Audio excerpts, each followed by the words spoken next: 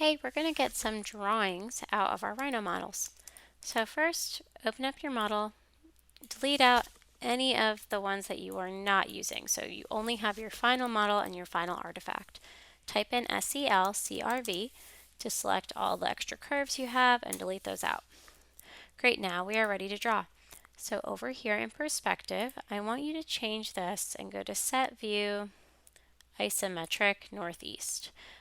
If that's a bad view for you, you can always go over here to set view and do a different one. So maybe isometric, northwest, whatever it is you want to do, but it should be one of those isometric views. So set view, isometric, northeast.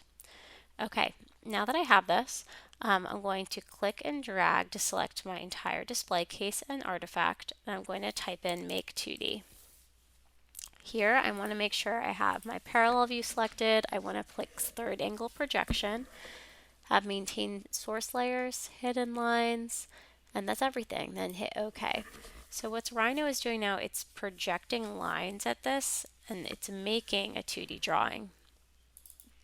Now I can look in top view, and I'm going to move this over. Okay. And so now you can see my whole drawing is here. I can definitely do some cleanup, like for example, that's not aligning right now. There's like some extra lines over here. So please, I'm not going to take the time right now, but on your own models, please do take the time and kind of like clean these up a little bit so that they make nice, beautiful drawings for you. So I'm just doing a lot of TR for trim. To get rid of all the lines that don't make any sense. And if you model something perfectly, like this will come out better than it came out on mine. But we kind of made these models a little bit quickly, so I'm sure there will be stuff to clean up on yours as well. All right, so once I'm happy with this, I'm going to click and drag, select all of that, go to File, Export Selected. I'm going to give it a name, so I'm going to do Line Export Box, and hit Save. I'm going to use the default settings. All right, now I'm going to open up Illustrator. The next step is important because it's where we set the scale. You want your drawing to have a real scale so that you know that 1 inch in your drawing is 1 inch in real life, or 1 inch in your drawing is something else in real life. In order to do this correctly, I need to know what my units are in Rhino. So I'm going to type in units, and I'm working in feet. Okay, so I know that whatever I type in, I'm starting with feet. So I hit OK. I'm going to go back over to Illustrator, go to File, Open.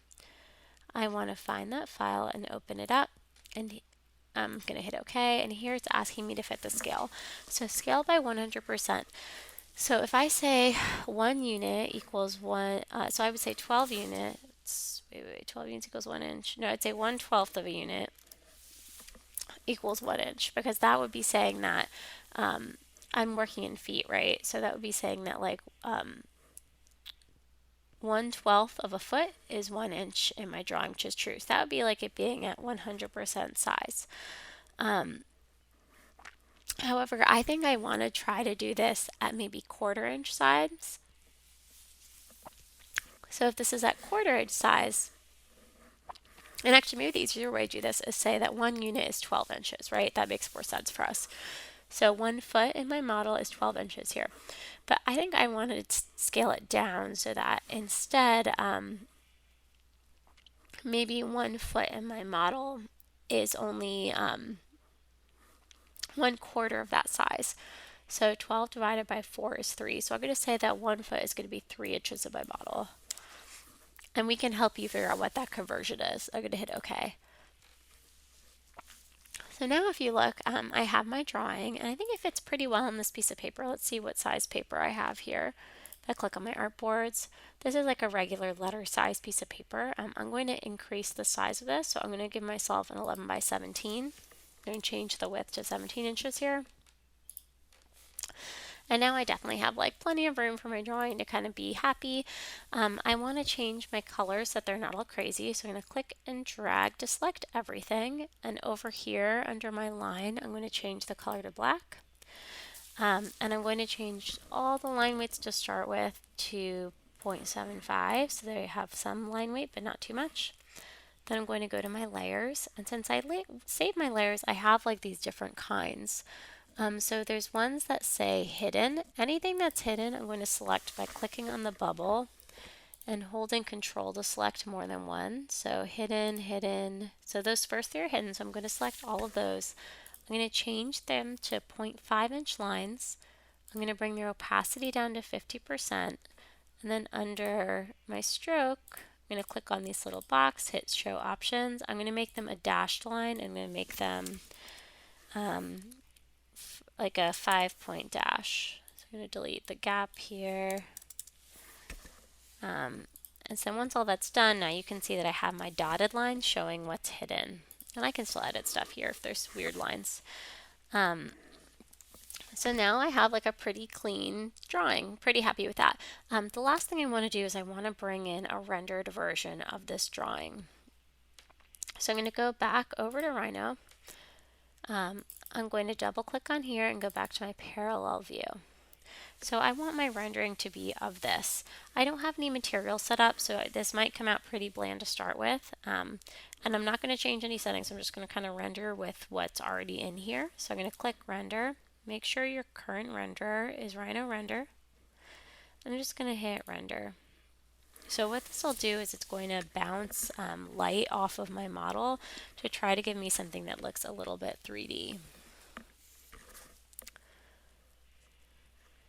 So here it's working, so I'm waiting until, I just have it on draft settings. I'm going to wait until this gets to 50 so that I know it's all done. And then that's all in there, so I'm going to save this file now. I'm going to call this render, hit save. Then I'm going to go back into Illustrator, File, Place. I'm going to bring in that render. And I'm going to size it. So I'm going to go to my layers. I'm going to make a new layer for it, kind of drag it all the way onto the bottom. That's underneath. And then I'm going to resize it so that it fits underneath this. I feel like a whole bunch of my lines disappeared.